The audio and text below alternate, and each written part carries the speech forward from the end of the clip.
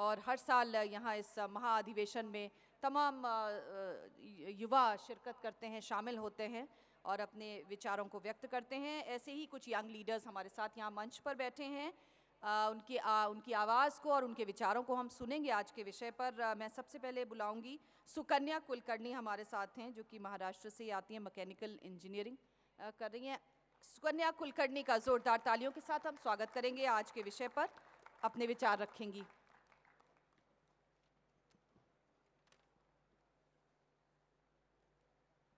Good evening to everyone present here. Well, politics is not a game, but a serious business. Chanakya Niti says, before you start some work, always ask yourself 3 questions. Why am I here? What the results might be? And will I be successful if I implement these principles? Citing the data for over 300 years, no country has ever made economic progress unless all the citizens of the nations have worked with harmony and unison, collaborating the political power as well as the corporate management rules. The first priority for every citizen and any government at the center states should be to bring back the confidence, to entrust enthusiasm, and to entrust the energy in each and every citizen of their nation.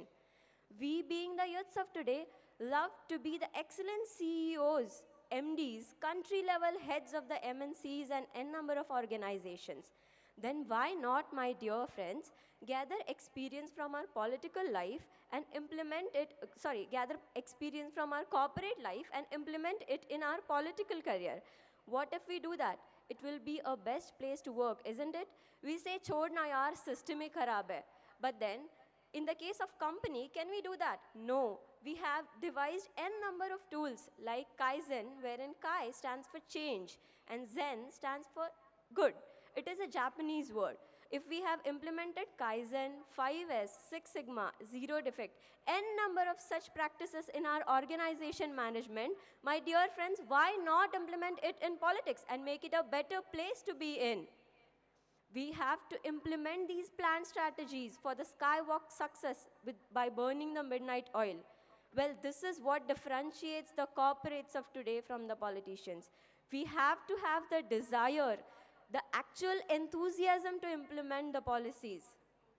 We have N number of files and cases and bills pending, like the GST bill, the land acquisition bills, and many more. Had these bills passed on time, it would have been beneficial not only to the corporates of today, but to each and every citizen of our nation.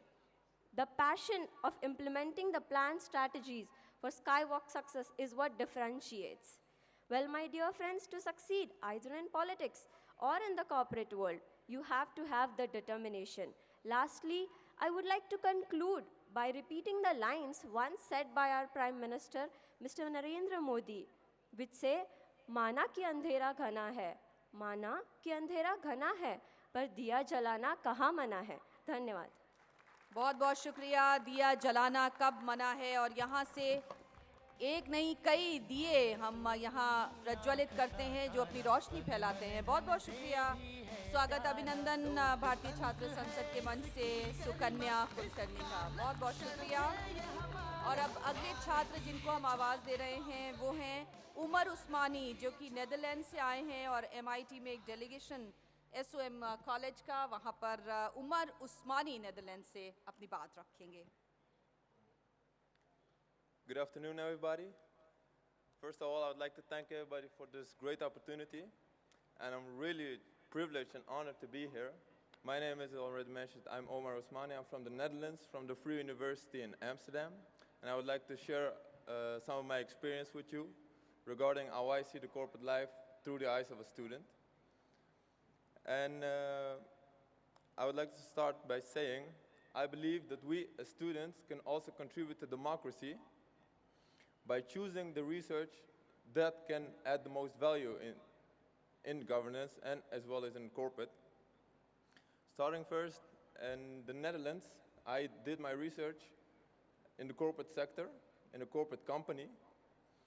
The corporate sector is a hot topic for discussion in the Netherlands because it's often debated whether the corporate sector adds positive whether it has positive influence on democracy or not. In my view, the corporate sector can and often does have positive influence, have positive influence on the democracy. Let me explain from my own experience. And I mean, my research was on a topic of value-based healthcare. As already mentioned, it's also introduced by the Harvard University professor Michael E. Porter. Value-based healthcare is focused on patient-centered care and on patient value in healthcare.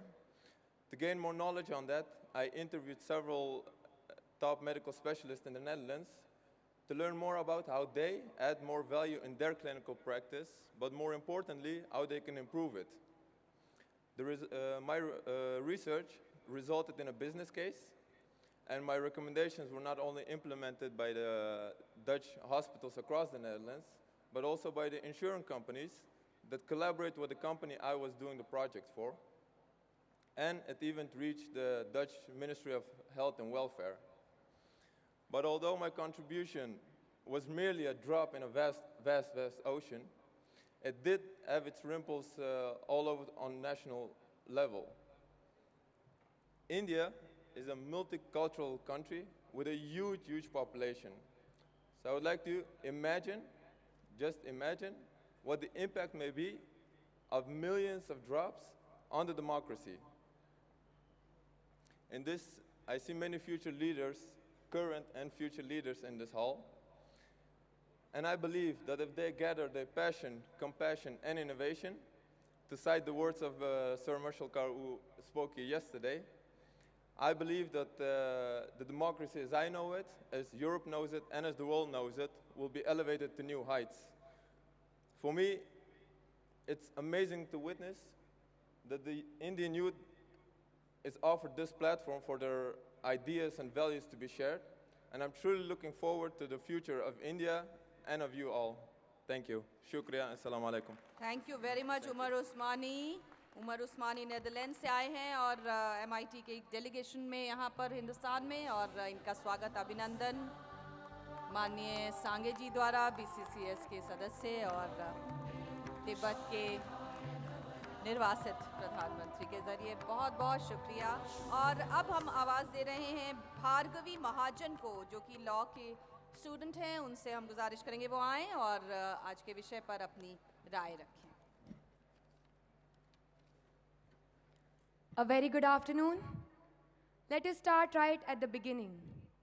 The dawn of civilization saw man as a wanderer. With time came concepts of society. With the rise of kings and kingdoms came concepts of governance. And today we see democracies around the world, of the people, by the people, for the people. In today's world, economic superiority has become the cornerstone to measure development. And the fuels in the engines of economics are nothing but the corporates in a country. Therefore, I stand before you today to discuss political governance through the eyes of corporates. Undoubtedly, the managers of our country must be congratulated on many counts. For instance, P.V. Narasimha Rao is responsible for single-handedly dismantling the license Raj era and opening the doors of liberalization. The government's sincere efforts towards women empowerment are seen through the mandate of women representation in the board of directors of companies. CSR, corporate social responsibility, is another attempt by the government to give back to the society what the corporates take from it.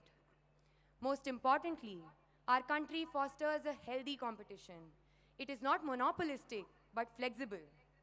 Also, India is known to have one of the finest intellectual property law mechanisms around the world. Having seen the successes of the government, there is also need to address the drawbacks. In this context, I quote Thomas Jefferson, who says, "In my experience, most bad governances are a result of too much governance." Yes, unfortunately, the government's involvement in certain spheres is proving to be an obstacle to the progress of companies. The extremely tedious taxation laws in the country are a major concern today. Not to mention, there is an urgent need for simplification of the land acquisition process by the corporates. Import-export laws must be revisited. Consolidation of labor laws is the need of the hour. Ask any businessman what he wants today. The unified answer would be ease to do business. Simplification is the absolute necessity. There has to be predictability in the system. Proactive mechanism is not the way to go. It should be proactive rather than reactive. Today, India ranks as one of the 3rd GDP countries in the world with the 7th purchase power parity ranking. But sadly, when it comes to ease of doing business, we rank 130th in the world. So pass the pending bills, consolidate the compliances, and promote web-based governance is the way to go. To conclude, I quote Barack Obama, who says, "If you're walking down the right path and willing to keep walking, progress is inevitable." Therefore, I believe with a certain changes in our governance, progress in India is absolutely inevitable. Thank you. बहुत बहुत शुक्रिया। बिल्कुल ठीक कहा भार्गवी महाजन ने, किस प्रकार से अपने उन चीज़ों को दुरुस्त करना है जहां पर हमारी लीकेजेस हैं, जहां पर हमारे वीक पॉइंट्स हैं। और स्वागत अभिनंदन यहां पर भार्गवी महाजन का भारतीय छात्र संसद के मंच पर। इन्हीं होनहार युवाओं को सुनने के लिए हम लोग यहाँ इकट्ठा होते हैं। बहुत बहुत शुक्रिया। और अब हम आवाज़ दे रहे हैं हरसिमरन कौर को, जो कि पंजाब से आती हैं, फार्मेसी की स्टूडेंट हैं। हरसिमरन कौर, आएँ और अपनी बात रखिए। With proper governance, life will improve for all. Good afternoon, I'm Harsimran Kaur and I'm here to share my views in this session on political governance through the eyes of corporate. Be a commoner or a corporate man, this idea has its own share of expectations and desires. Simply putting, political governance in the eyes of corporate is nothing but a tool to reach out to the masses which dictate its impregnability in the market. Sounds too much like crony capitalism. The road doesn't end here, albeit this is where it triggers the critical point. Political governance through the eyes of corporate defines the relation between these distinct identities. One being the corporates as the manufacturers and other the masses at the far end of the chain acting as consumers. As I have already told, it is a chain. So how do we make for these two ends to meet? Political governance thus acts as a middleman in this nexus and provides for a direct link between these two. Corporates are usually mocked as leeches, sucking the blood and sweat of the poor and masses. But has anyone pondered upon the reasons of it? Life turns a full circle and points out to the gray areas such as despotism, favoritism, disproportional addition, corruption, license raj, and whatnot. The game changer, or I would call the need of the hour, is the economic reform that puts forth the engagement of the corporates in the nation's building policies. It's not that we do not have any reforms as such.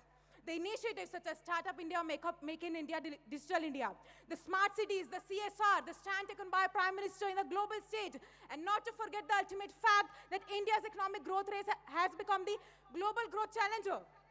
But apart from the mirror picture, we need to understand that in this ever-growing, ever-progressing, and ever-changing world, there is a need to integrate, collaborate, and partner with the market changers, the corporates. And do not deny the successful democratic transition as happened in Kenya in 2003, laid on a foundation based upon the cemented coordination between the corporate and the political arenas.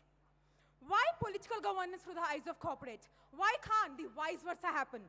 Why can't the political governance and the corporate governance play in for a greater governance where, yes, actually, India can progress as a whole? Why can't this lead to a robust mechanism where the hurdles and evils become a part of Rip Van Winkle's folklores?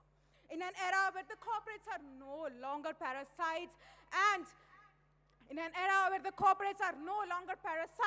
and are completing the aspirations of the poor and masses, the vision of reuniting the estranged Bharat with India seems practical. 7 decades ago, we declared our tryst with destiny. Now, with the economic and the social progress, we make believe in the motto of the Indian Air Force, Nabha Sparsham Deepatam, touch the sky with glory. Thank you. बहुत बहुत शुक्रिया। जब तक हरसिमरन कौर जैसे युवा भारत में रहेंगे, निश्चित तौर पर कोई रोक नहीं सकता हमारी उन्नति को, प्रगति को। बहुत बहुत बधाई। और यहाँ भारतीय छात्र संसद के मंच पर इस युवा छात्र नेता का सम्मान हरसिमरन कौर। जोरदार तालियों के साथ अभिनंदन इस युवा नेत्री का।